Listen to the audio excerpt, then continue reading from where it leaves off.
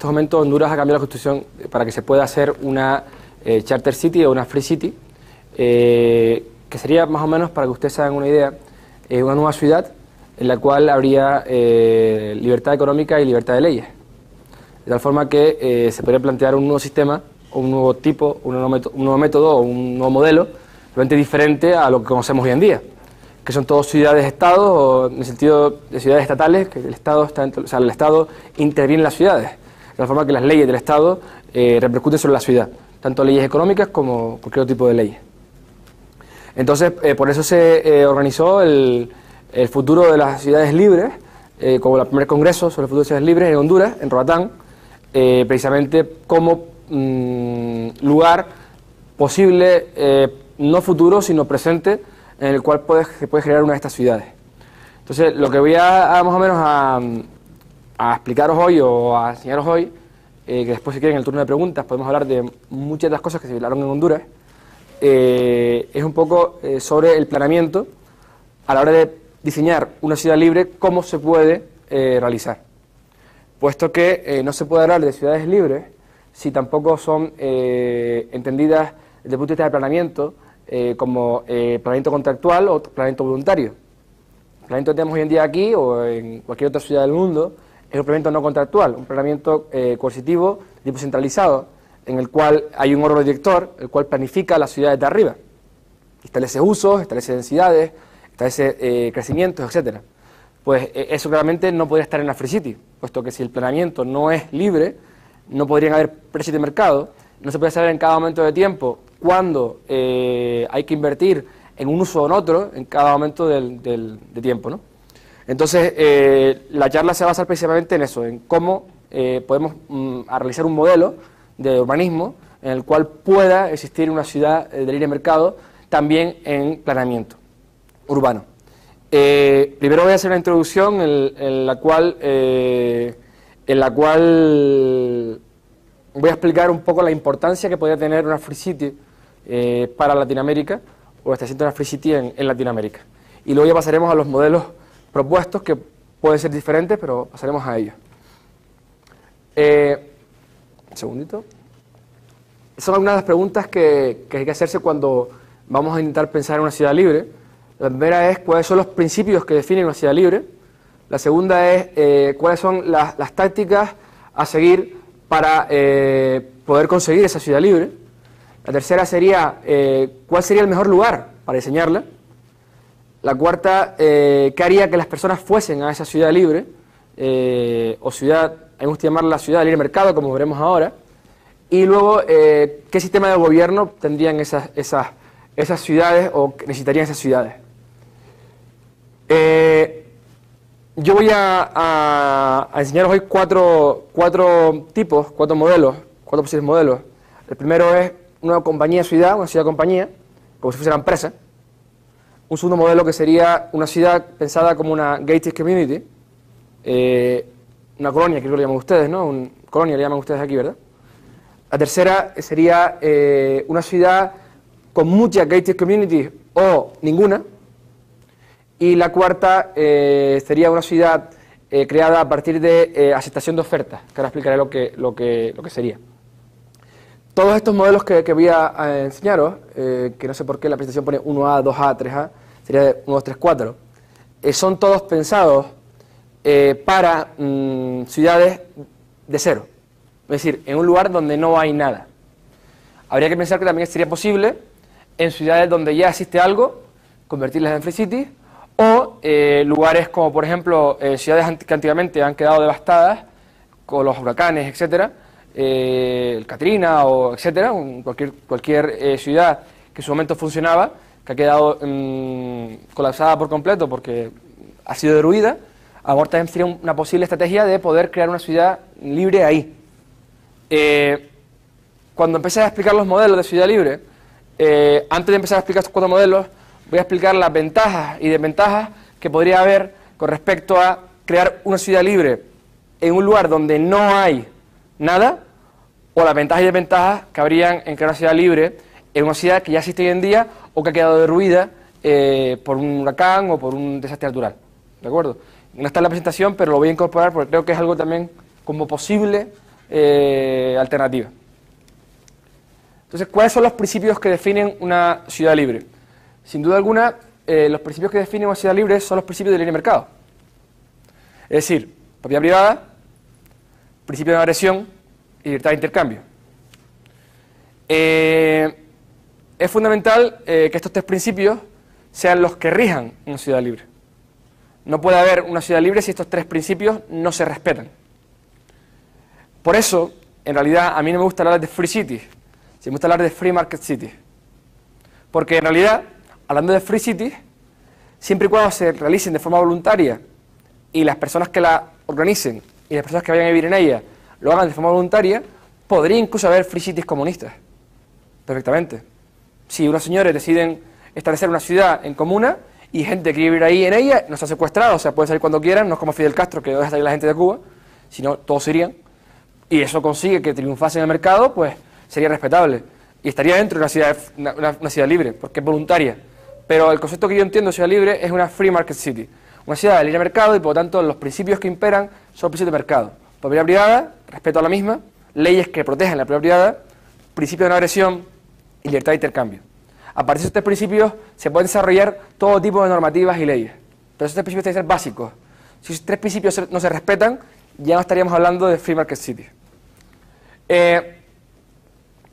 ¿Cuál sería el mejor lugar para crear o diseñar una ciudad de libre mercado?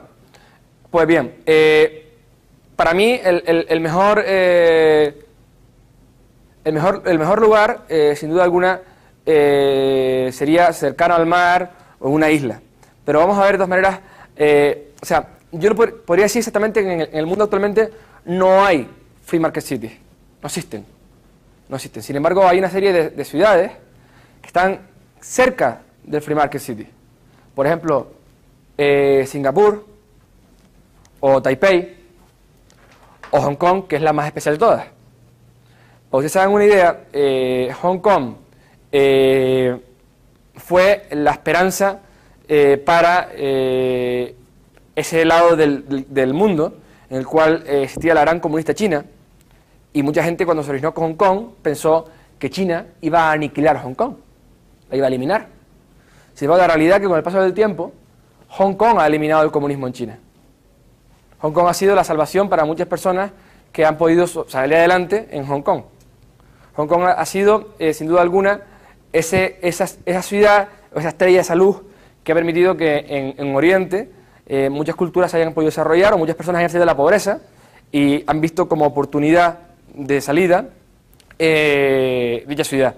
Además, Hong Kong, si analizamos, por ejemplo, diferentes rankings que miden los índices de libertad, ya sea, bueno, cuando se habla de libertad, indudablemente hay muchas formas de medir la libertad, ¿no? Vamos a ver algunos índices, por ejemplo. Este índice, que es el de Index of Economic Freedom World Ranking, Hong Kong es el número 1. Sobre una puntuación de 100 máximo, Hong Kong tiene 89,7. ¿Qué tipo de libertades miden aquí? Pues tanto libertad de mercado, libertades financieras, libertades del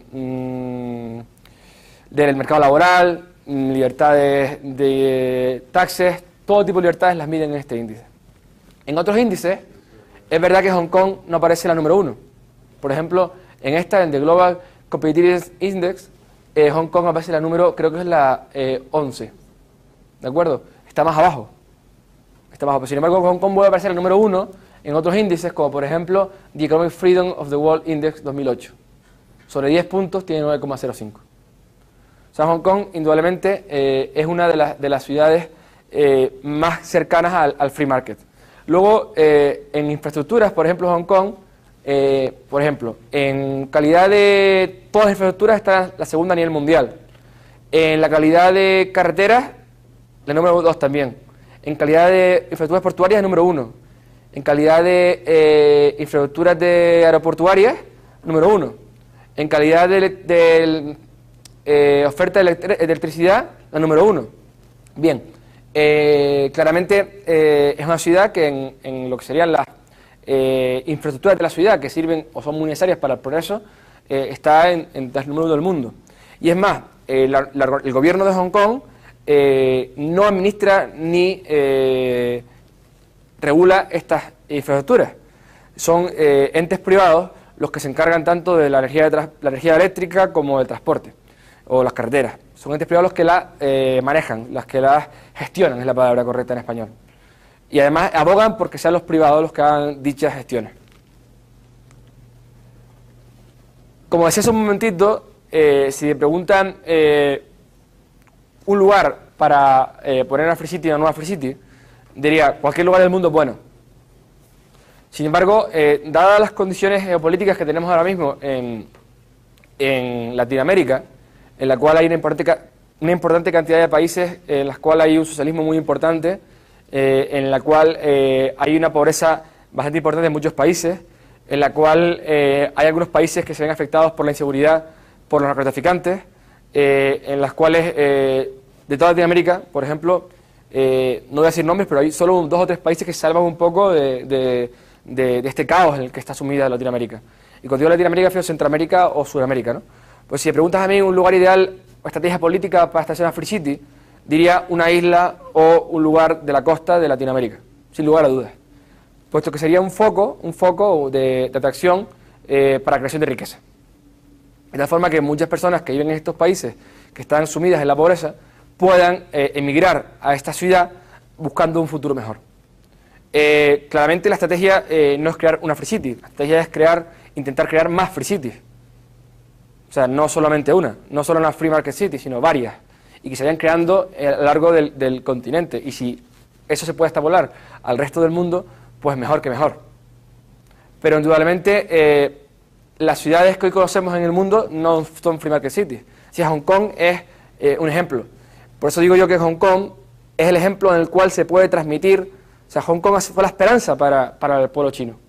O sea, de hecho Hong Kong yo estoy convencido que fue un poco el caniculó el comunismo en China. ¿China comunista sigue existiendo? Sí, pero la realidad es que en el red de mercado, o sea, no existe libertad, por ejemplo, de expresión. Claramente no existe muchas libertades en China todavía, pero en cuestiones de libertad económica, la realidad es que China es un país muy abierto hoy en día. Y probablemente esta apertura que tiene China con respecto a otros países o otras economías se debe precisamente a esa energía que Hong Kong le transmitió, porque, repito, o sea, todo el mundo pensaba que China iba a aniquilar Hong Kong. Y no solo lo aniquiló, sino que fue esa pequeña ciudad con una pequeña área, con una densidad de población muy alta, la que aniquiló, la que ha ido aniquilando el comunismo en China. Realmente, en mi opinión, una estrategia geopolítica como la que sucedió en Hong Kong, realizarla en Latinoamérica sería, sin duda alguna, una posibilidad de futuro para todas estas personas que están ahora mismo sumidas en la pobreza o secuestradas por el socialismo. ¿Cuáles serían las tácticas o las mejores tácticas para crear una Free City? Si analizamos, bueno, quizás lo primero que tendré que decir, que yo lo que voy a hablar exactamente es de planeamiento del libre mercado. O sea, la Free City, nada más que preocupándome del planning, del urban planning. Como digo, hay muchas otras libertades, como puede ser libertad religiosa, o libertad de expresión, o libertad sexual, o libertad cultural, o libertad de moneda, o libertad de tener armas, de poseer armas, o de libertad de tener drogas. O sea, hay muchas libertades. Pero la libertad de la que voy a hablar aquí yo, o el índice de libertad que voy a hablar yo, es la libertad de planeamiento urbano. Puesto que yo concibo que no es posible que exista una Free Market City si no existe libertad de planeamiento urbano. El planeamiento urbano no es dinámico, en vez de estático, no es centralizado, en vez de centralizado. Entonces, si analizamos las ciudades hoy en día, aquí hay varias imágenes, por ejemplo, he puesto una imagen del Berlín comunista, luego he puesto una imagen del Vaticano, una imagen de Madrid, perdón, de Madrid está aquí, y una imagen de, creo que es París, creo que es, o Londres, no estoy seguro, en este momento no me acuerdo ahora mismo exactamente. Pero bueno, son ciudades que están planificadas de forma centralizada, por un urbanismo centralizado. Hay una ausencia absoluta de leyes de carácter desarrollado o contractual. ¿Qué son leyes de carácter desarrollado contractual? Son leyes que van emergiendo y se van desarrollando en el mercado. sea, ustedes no sé si han oído hablar alguna vez del derecho consuetudinario, por costumbre, cómo se va elaborando la legislación, cómo se va elaborando las leyes, las normas, en relación a ese desarrollo de las normas según van evolucionando del mercado. No son normas impuestas por un parlamento, sino que van evolucionando. Pues bien, estas normas para el planeamiento no existen, en ninguna de ellas. Luego, el derecho de desarrollo del suelo está nacionalizado. ¿Qué significa el derecho de desarrollo del suelo? Nosotros tenemos en el suelo, de cualquier ciudad del mundo, podemos ser propietarios del suelo. Tenemos un derecho, un papel, cuando dice somos propietarios del suelo. Sin embargo, no podemos hacer sobre el suelo lo que queramos. Porque el derecho a desarrollar el suelo desde el punto de vista urbano nos tiene que dar el Estado, a través de los planes urbanísticos. Y si no nos lo da, pues no podemos hacerlo. Pero es que además, la asignación de usos del suelo está monopolizada por el Estado. ¿Qué significa esto? Que los usos que se pueden realizar en el suelo van a ser asignados por un plan. De la manera que el derecho de desarrollo del suelo está nacionalizado y la asignación de uso está monopolizada. Entonces, no solamente no podemos desarrollar el suelo, sino que además cuando podemos desarrollarlo, el plan nos dice qué es lo que podemos hacer en este suelo. Entonces, claramente, no podríamos hablar de derechos de propiedad en el sentido clásico. O sea, el derecho de propiedad en el sentido clásico es aquel derecho a poder delimitar nuestra propiedad, a poder excluir a otros de nuestra propiedad y además de poder hacer en nuestra propiedad lo que a nosotros convenga o creamos mejor. Claramente, si el derecho de desarrollo está nacionalizado y además los usos que podemos poner en el suelo son aquellos que se pueden poner en el suelo a través de un plan, no son realmente derechos de propiedad privada entendidos de esta definición clásica. Si no hay derechos de propiedad privada, no podría haber precios de libre mercado. Los precios de libre mercado son fundamentales, porque son nuestros indicadores para poder saber en cada momento qué hacer. Sin precios de libre mercado no tenemos una guía para saber en cada momento qué uso es el más necesitado, o el más urgente, o el más necesario para realizar en una ciudad. Es decir, los precios de libre mercado nos transmiten una información que nosotros convertimos en conocimiento para poder hacer el cálculo económico. Si no podemos hacer el cálculo económico, lo más seguro es que las acciones que hagamos sean erróneas. Vamos a estar informados erróneamente. Y, por supuesto, las ciudades en el mundo han sido en los lugares donde más riqueza se ha creado a lo largo de la historia. O sea, sin duda alguna, la ciudad es el lugar donde el 80% de la riqueza del mundo se ha creado en los últimos años. Decir que las ciudades se crean riqueza sería mentir.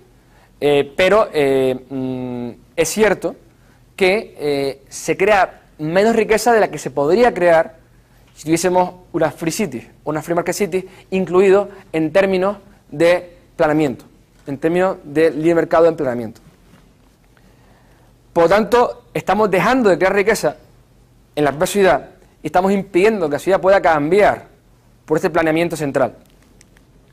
Aquí, por ejemplo, además, no solo eso, sino que además hay casos en los que algunas ciudades no solamente no han dejado de crear riqueza o han podido crear menos riqueza de la que podían haber creado, sino que además han destruido riqueza. Un ejemplo claro es España.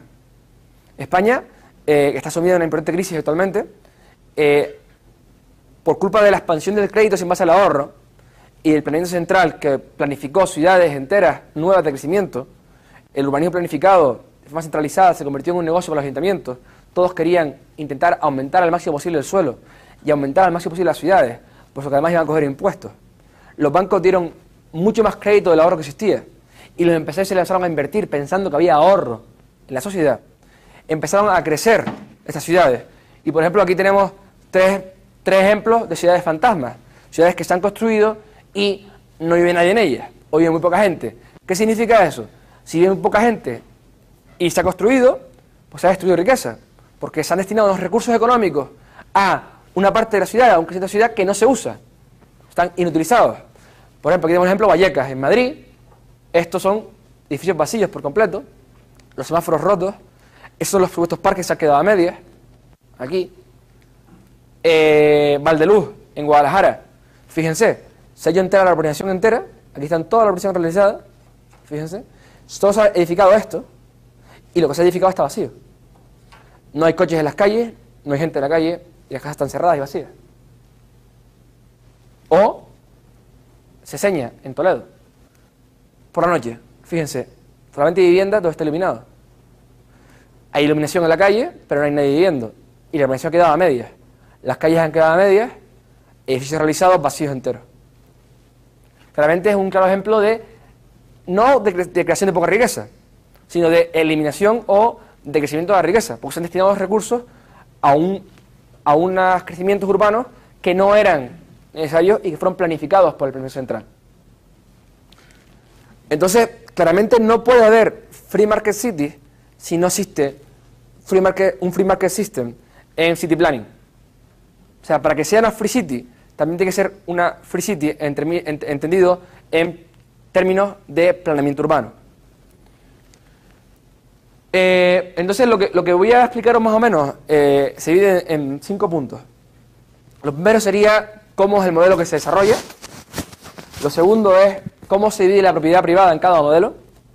Lo tercero es cuáles son, o quién controla, en sentido, quién tiene la propiedad y quién gestiona las city utilities, es decir, las infraestructuras urbanas, ya sean saneamiento, electricidad, abastecimiento de agua, etcétera.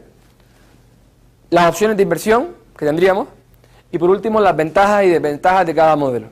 Voy a hacer un stop aquí porque hay una parte que no está en la presentación, que es las posibilidades que voy a enseñaros aquí son todas para crear ciudades libres en lugares donde no existe nada. Como decía yo antes, cercano a un puerto o en una isla. ¿Por qué cercano a un puerto o una isla? Pues porque las ciudades a nivel histórico siempre se han desarrollado cerca del agua, cerca de un río o cerca del mar. ¿Por qué? Porque era el principal punto de comercio. Entonces, tener contacto con el mar, con el río, con un puerto, poder realizar nuestro propio puerto, es fundamental para el desarrollo de esa ciudad. Desarrollar una ciudad libre en el centro de un continente, pues sería posible, pero para ser una primera ciudad en la cual te da independencia, lo más lógico es realizarla geopolíticamente en la costa o en una isla. Una isla sería aún mejor, porque te daría, como Hong Kong, te da la independencia absoluta. Tienes un territorio acotado, el cual está dentro, aislado por completo del continente, y te puede hacer independencia que en otros territorios igual tendrías más complicada. Entonces, por eso siempre digo eso cerca del mar o en una isla.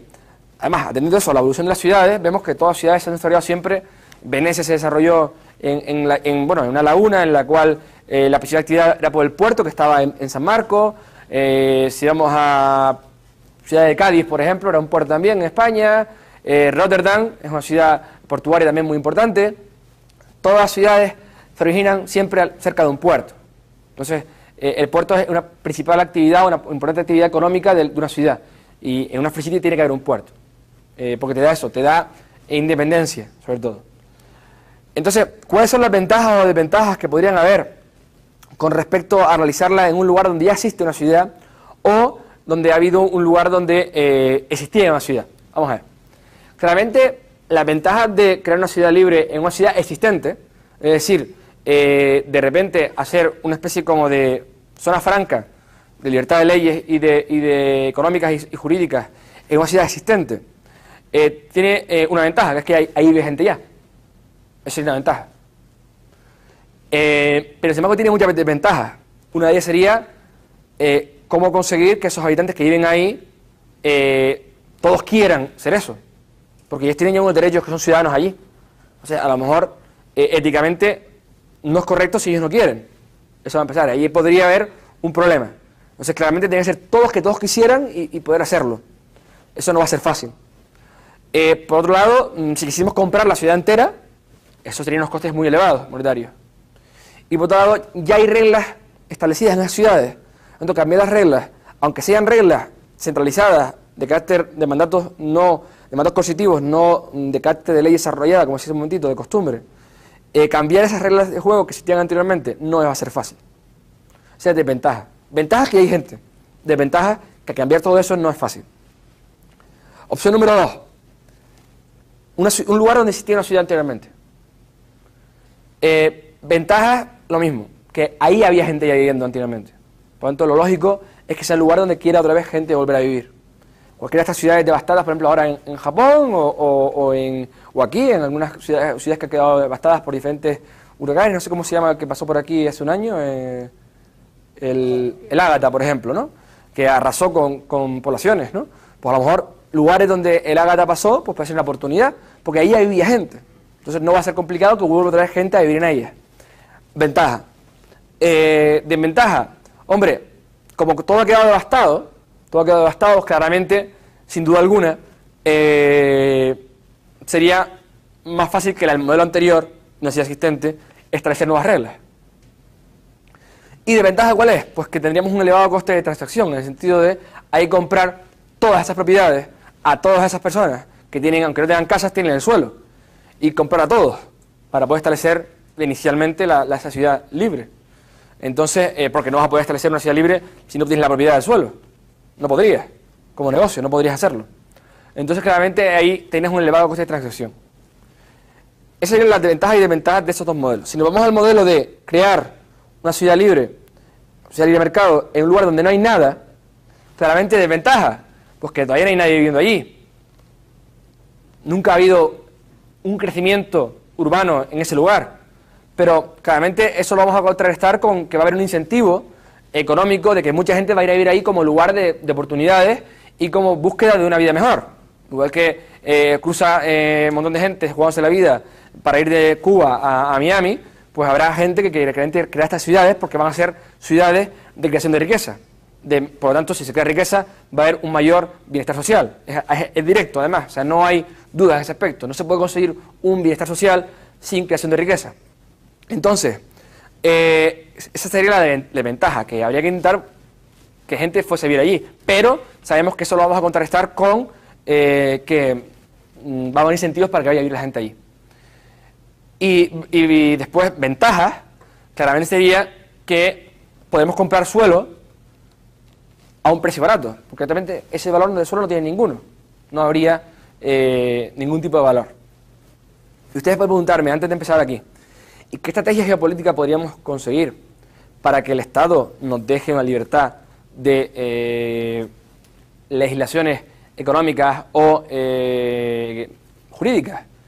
La estrategia es muy simple. Si cogemos un lugar donde el Estado ahora mismo no le produce nada, y sobre todo son estados donde son pobres, el propio Estado es pobre, el Estado tiene poco dinero, le dice, mira, tienes este porcentaje de terreno o esta isla, la cual te da cero euros.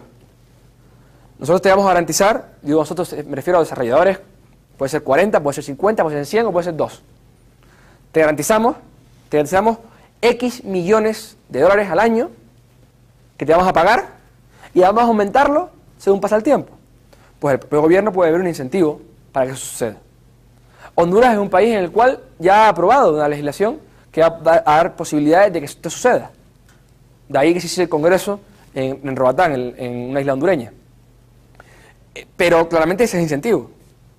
Estos estados fallidos, estos estados que son ahora mismo sin capacidad, que dan una porción de terreno muy grande en la cual no tienen ningún tipo de rendimiento para ellos, y se diga, te lanzamos este dinero anual, y digan, oye, esto es un chollo, y de repente pues te dan la libertad económica y jurídica. Esa sería una estrategia política, una de ellas, podría haber otras, ¿vale? Entonces, bueno, vamos a empezar a aplicar los 4 modelos que traigo yo aquí como posibles, sí tengo otros muchos, ¿vale? Como posibles 4 modelos, las ventajas y desventajas, y cómo se regirían, cómo se organizarían, creando una ciudad de cero en un lugar donde hay nada. El primero sería el Company City, o sea, una ciudad-empresa. Bien, ¿cómo sería una ciudad-empresa? Pues la propiedad, o sea, la ciudad-empresa sería, para que ustedes hagan una idea, o sea, la ciudad en sí misma, todos los bienes económicos raíces de la ciudad, suelo y edificios, y las infraestructuras, son propiedad de la empresa. ¿Y quiénes son los propietarios de la empresa? Pues los que tengan acciones. Pueden ser ciudadanos de la ciudad o no. Ustedes tienen acciones de la empresa. Entonces, por ejemplo, hay una zona verde aquí y son 40 acciones que son de quien sean. O, por ejemplo, yo voy a desarrollar la mejor parte de la ciudad aquí y quiero salir a un hotel. Entonces, ¿cómo invierto? Pues me voy a la empresa y digo, miren, yo quiero hacer este hotel aquí. Y la empresa dice, vale, muy bien, valoramos esa inversión y hacemos una inversión de capital en la empresa y le damos esa cantidad en participaciones de la empresa, en acciones.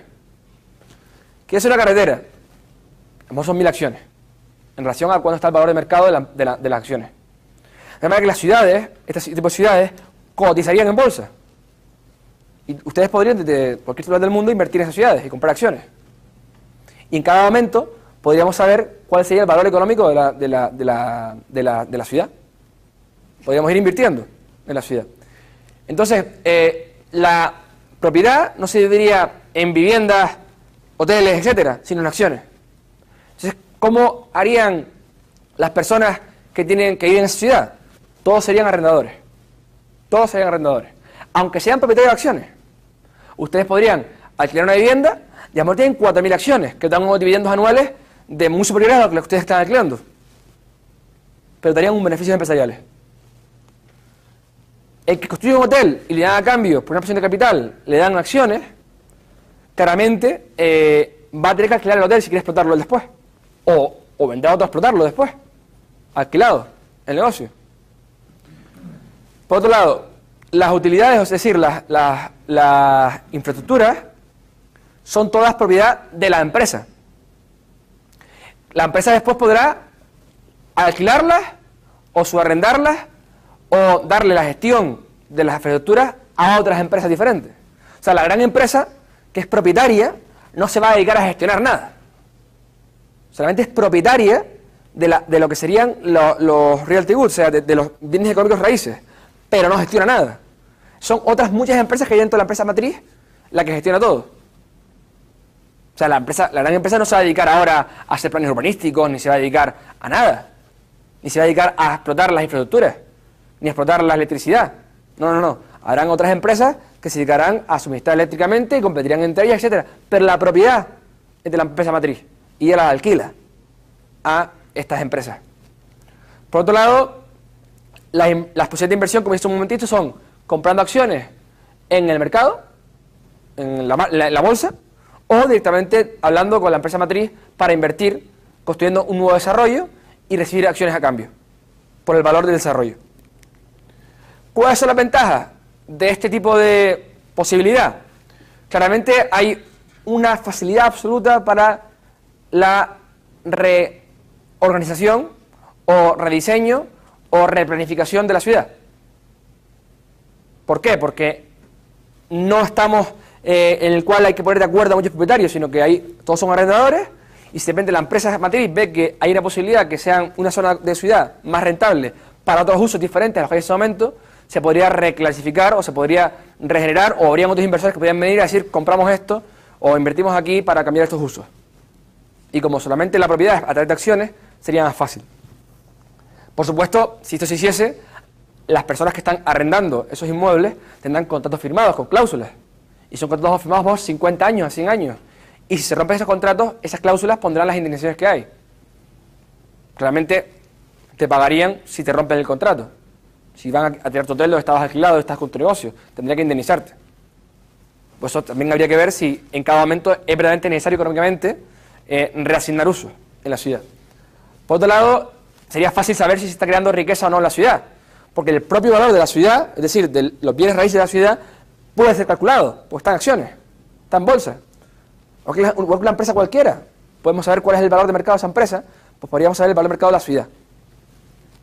Por otro lado, no existiría tragedias comunes. No sé si todos ustedes están familiarizados con el concepto de tragedias comunes, pero las tragedias comunes surge allí donde no hay derechos de propiedad asignados. ¿Qué pasa? Se sobreexplota el recurso.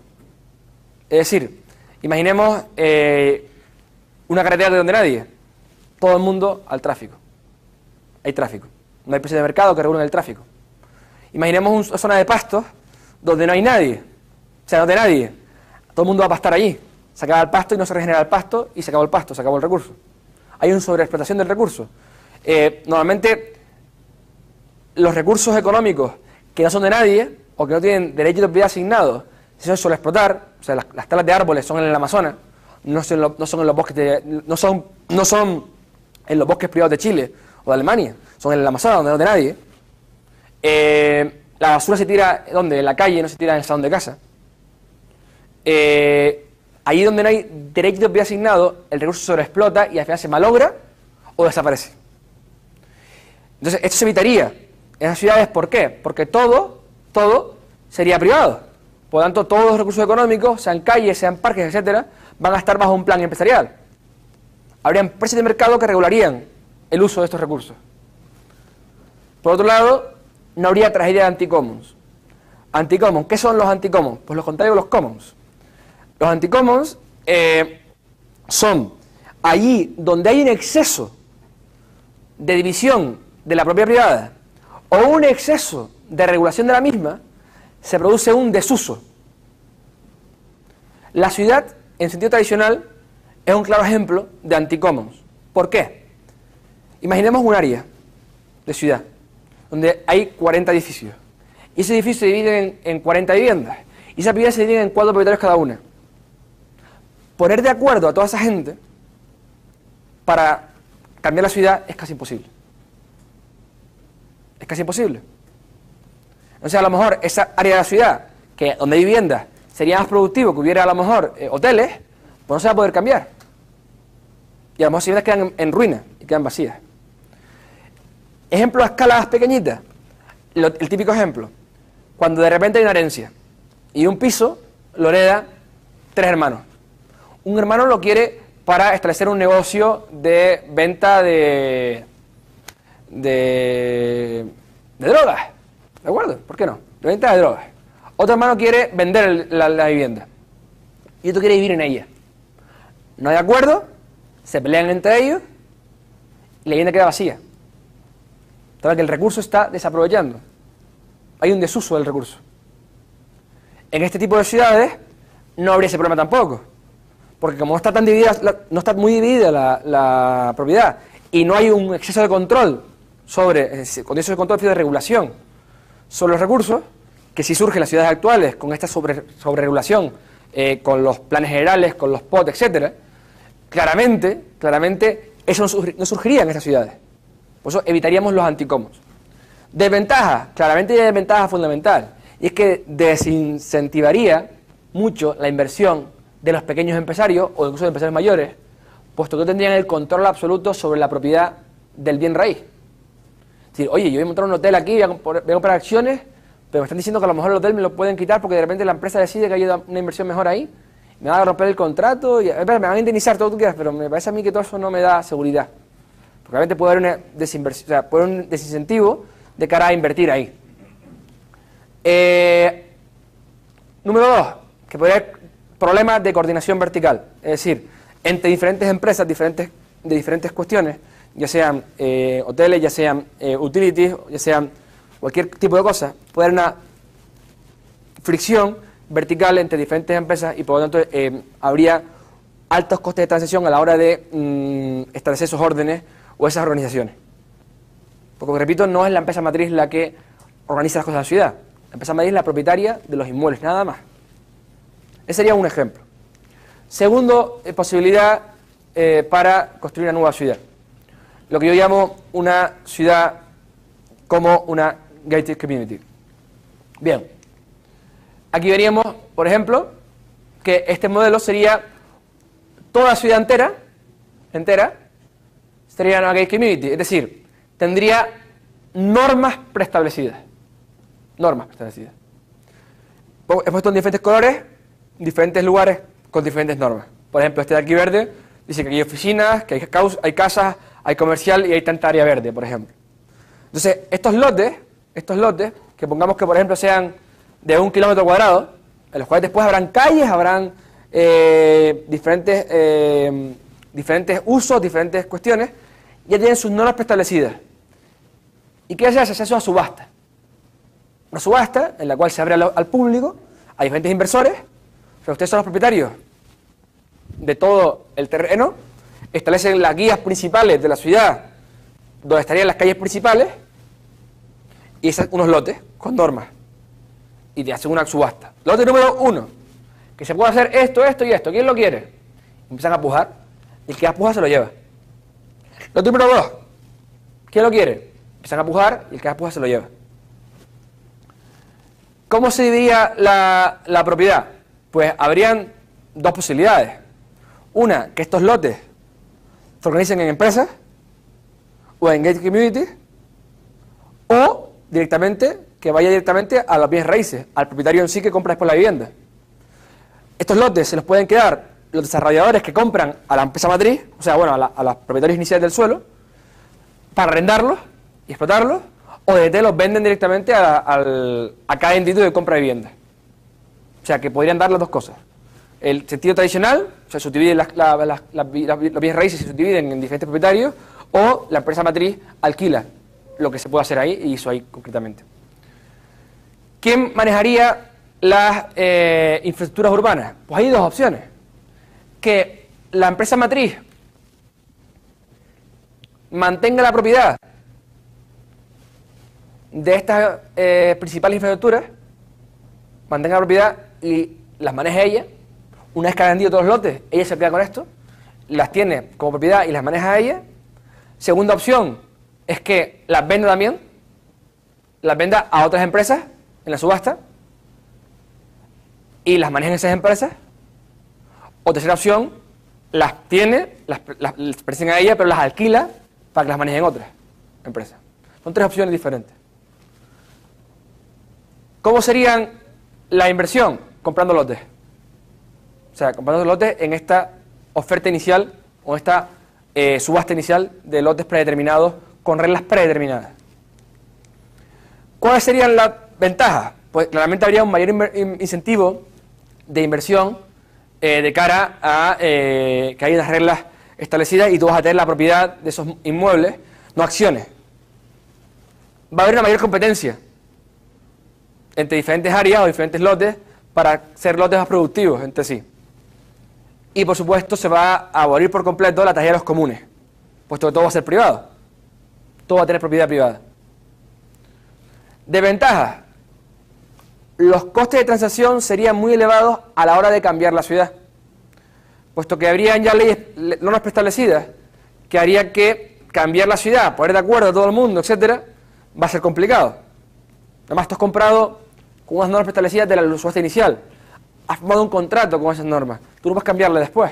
Es decir, si aquí tenías, en esta inicial, podías construir 200 viviendas, claramente ahora vas a poder construir 4.000. O si aquí decías que era el estercolero, o el basurero de la ciudad, no vas a poder construir aquí en medio. Porque cambiar las normas no es fácil. Por lo tanto, cambiar la forma urbana no va a ser tan fácil, por el elevado coste de transacción. Luego, además, habría menor competencia entre las infraestructuras urbanas. Es decir,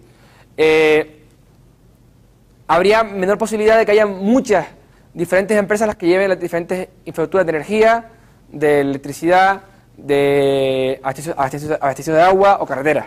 Haría menos competencia.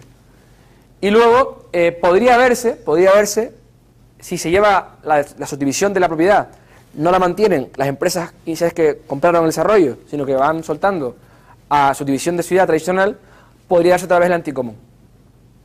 Podría darse un anticomún. No tiene por qué darse, pero podría darse. Tercera propuesta. Una ciudad con muchas gated communities o con ninguna. Con ninguna sería la actual, o con muchas también puede ser también parte de la actual. En el sentido, cuando digo la actual, no tiene nada que ver con esto, porque el planeamiento es distinto, sino que se puedan dar esa gated community. ¿Cuál es la diferencia con la anterior? Pues bien, habría una subasta de lotes, pero sin normas preestablecidas.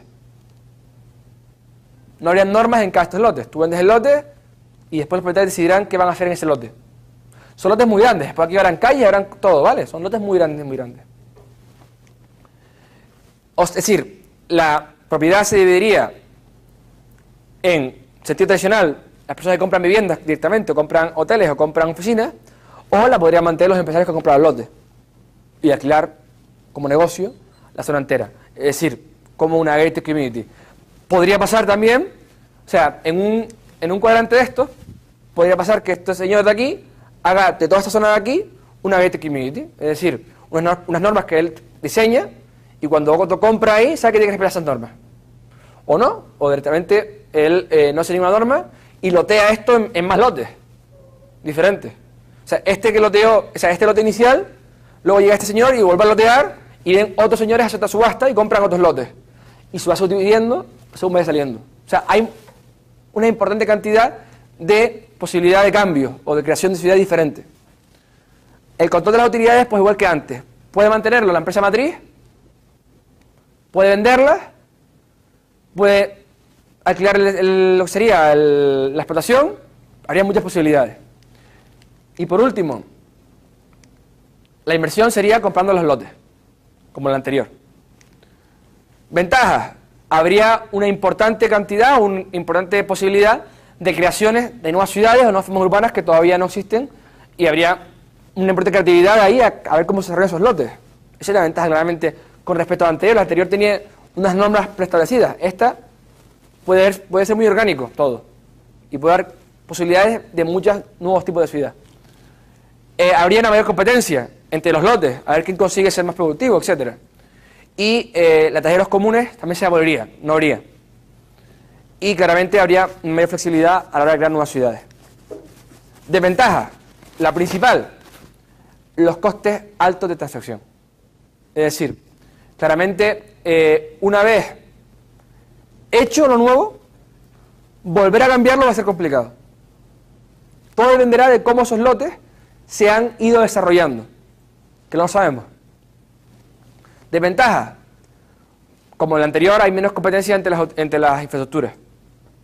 O sea, porque van a estar manejadas por la empresa principal o van a estar subarrendadas, va a haber menos posibilidades de que otras empresas nuevas puedan entrar a suministrar energía o lo que fuese.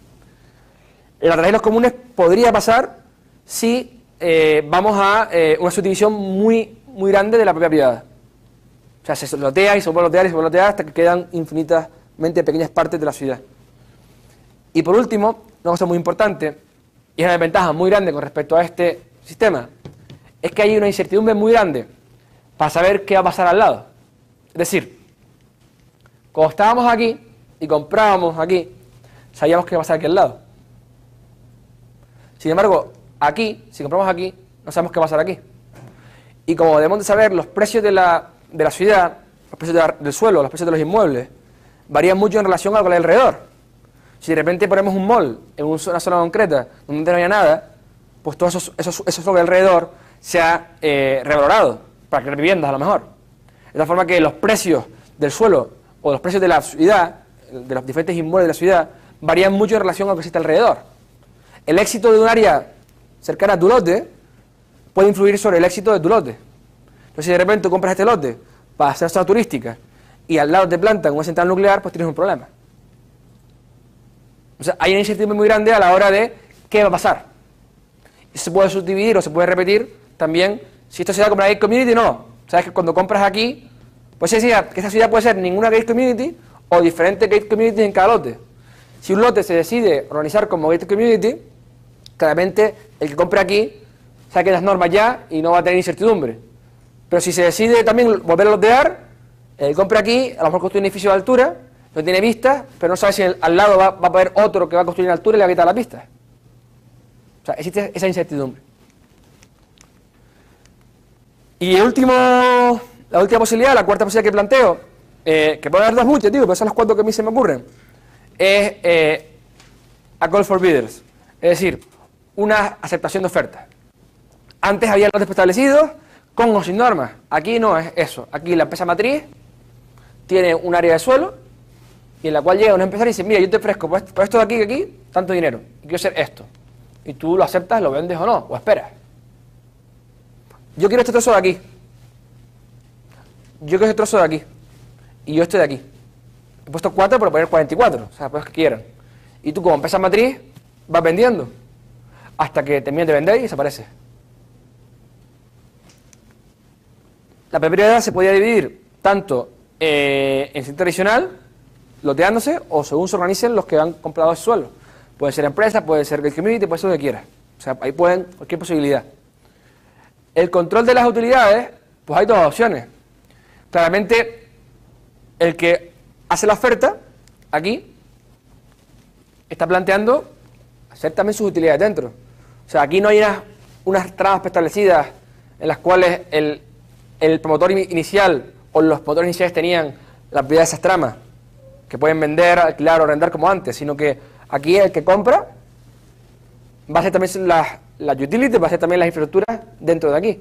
Entonces dependerá de él si las vende, las alquila o lo quiere hacer.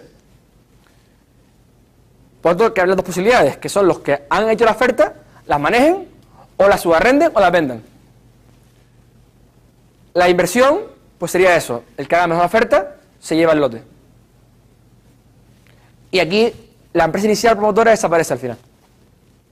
Desaparece por completo. En las anteriores puede también desaparecer, si vende las infraestructuras básicas. Aquí, claramente desaparece. ¿Cuáles son las ventajas? Claramente, una ventaja es la flexibilidad. La anterior teníamos una trama en la cual estaba establecida, que son normas al final, pues son normas. Aquí no, aquí hay flexibilidad absoluta a posibilidades nuevas o posibilidades diferentes de ordenación. Además hay un gran incentivo para competencia entre utilities, es decir, como tú compras un suelo entero sin utilities preestablecidas, pues tú puedes definir nuevas utilities, puedes definir nuevas infraestructuras, nuevas ordenaciones o nuevos sistemas y vas a competir con el de al lado. Va a haber bastante competencia entre diferentes partes de la ciudad a la hora de las infraestructuras, cómo se desarrollan o cómo se establecen. Y claramente la tierra de los comunes también va a ser abolida porque todo es privado. Desventajas. Claramente el elevado coste de transacción para cambiar la ciudad. Una vez que se desarrolla, pues va a volver a haber un elevado coste de transacción para cambiarla. Además hay un importante riesgo de anticommons. Si eso se va subdividiendo en diferentes partes, muy orgánicas, etcétera, y si queda muy subdividido, pues igual a lo mejor después de volver a poner de acuerdo a la gente para poder reordenar, va a ser complicado. Y por último, la coordinación entre diferentes partes de la ciudad de las infraestructuras. Porque igual, el que plantea aquí unas infraestructuras X, luego que plantea otro en otro sitio, coordinar entre ellas va a ser complicado. O sea, no va a ser fácil. Eso es una desventaja también con este modelo. Como veis, si me preguntáis a mí cuál es el mejor, no lo sé. O sea, claramente yo creo que el mercado será el que decida cuál es el mejor modelo. Podrán haber diferentes ciudades, diferentes modelos. Es más, estoy convencido que aparte de 4 modelos estos que digo yo, hay otros muchos modelos. Pero realmente el mercado al final van a invertir o se van a lanzar a hacer free cities, free market cities, y ya el mercado dirá cuál modelo es el más eficiente o cuál funciona mejor. Que serán las ciudades que vayan triunfando. Las que vayan triunfando decaerán y caerán en decadencia. Entonces, a mí me gusta mucho el primer modelo, el de la ciudad-compañía, pero claramente sé que tiene desventajas. O sea, todos tienen ventajas y todos tienen desventajas. La cuestión es esa, que al final el mercado va a decidir. Y eso es un poco lo que yo digo. Que claramente un sistema de planeamiento de libre mercado, ¿cuál es el mejor? Pues el que el mercado decide. ¿Y qué es el mercado? Pues la gente. Gente donde querrá vivir en unas ciudades y no querrá vivir en otras.